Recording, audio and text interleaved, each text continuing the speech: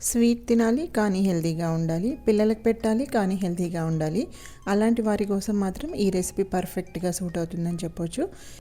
మరి ఈ రెసిపీ ఏంటి, ఎలా చేసామో చూసేద్దాం రండి. ఇక్కడైతే నేను అన్ని మెజర్మెంట్ కప్స్తో చెప్తున్నాను కొలతలు. అరకప్పు రాగి పిండి, 2 టేబుల్ స్పూన్లు గోధుమ పిండి, అరకప్పు డేట్స్ పౌడరు.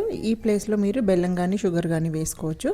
2 టేబుల్ స్పూన్లు cocoa powder, 1/2 teaspoon baking powder, 1/2 teaspoon baking soda, 1/3 cup పెరుగు, 1 కప్పు పాలు, 2 టేబుల్ స్పూన్లు నూనె కానీ నెయ్యి కానీ, 1/2 టీ స్పూన్ వెనీలా ఎసెన్స్ కూడా వేసుకొని మిక్సీ పట్టుకోవాలి.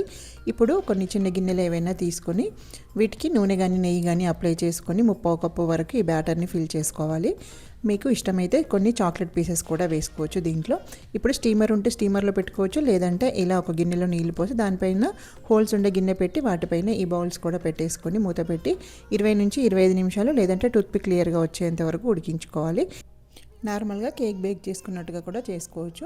స్టవ్ మీద ఒక గిన్నె పెట్టి హై ఫ్లేమ్లో 5 నిమిషాలు ప్రీ హీట్ చేసుకొని ఇప్పుడు ఈ బ్యాటర్ ఉన్న బౌల్ని ఆ గిన్నెలో పెట్టేసి మూత పెట్టి హై ఫ్లేమ్లో మనకి టూత్పిక్ క్లియర్గా వచ్చేంత వరకు బేక్ చేసుకుంటే హెల్దీ రాగి కప్ కేక్స్ అనేటివి రెడీ అయిపోయినాయి. Thank you for watching.